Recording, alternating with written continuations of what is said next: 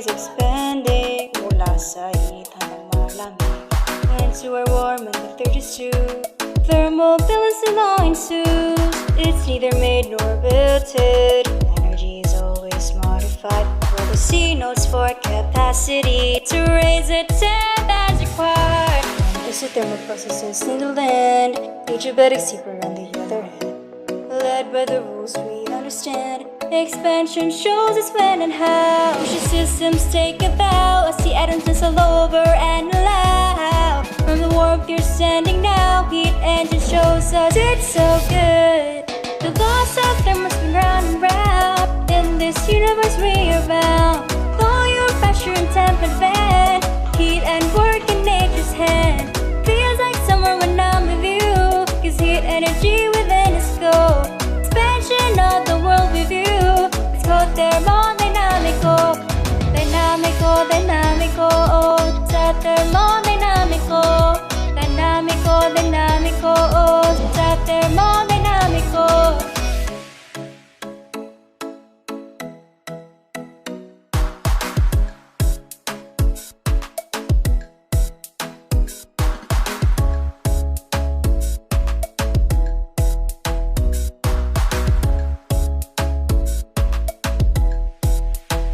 Refreshing.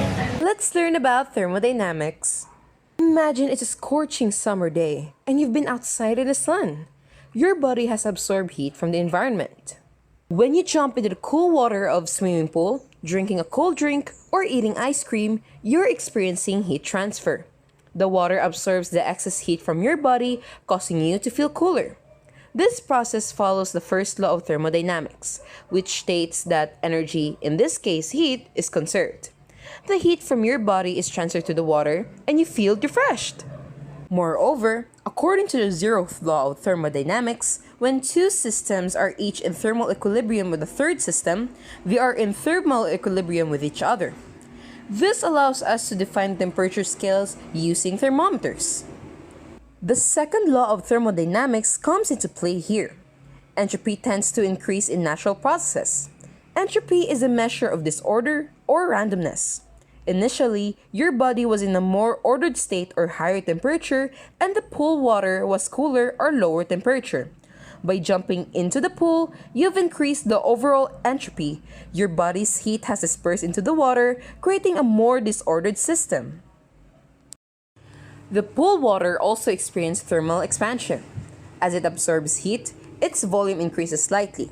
Conversely, when the sun sets and the air cools down, the pool water contracts, decreases in volume. Engineers designing swimming pools must consider these changes to prevent structural damage due to thermal expansion. In addition, amount of heat needed to raise the temperature by 1 degree Celsius or 1 Kelvin. Specific heat is heat capacity per unit mass. This relates to temperature changes due to heat flow. The efficiency of your cooling process depends on the temperature difference between your body and the water. If the pool water were too warm, the cooling effect would be less efficient. But because it's cooler, the heat transfer is more effective. Solids expand when heated and contract when cooled. Coefficient of linear expansion quantify this change. Liquids also expand with temperature, but behavior is complex due to fluidity. Gases expand significantly with temperature. Ideal gas law helps us understand behavior during thermal expansion. Implications include designing materials to withstand temperature variation without damage. Examples are bridges, pipelines, and railway tracks. Heat engines transform heat into usable mechanical energy via the Carnot cycle, comprising 4 stages: isothermal expansion, adiabatic expansion, isothermal compression, and adiabatic compression. Components involve a working substance like gas, a heat source that adds energy, and a heat sink that removes energy. Efficiency hinges on the temperature gap between the source and sink, with larger gaps yielding superior efficiency. Efficiency is influenced by factors such as friction, heat losses, and the selection of working substance. Here's an illustration of the Carnot cycle. The Carnot cycle is a theoretical model used to understand the maximum efficiency of heat engines. It involves 4 reversible processes.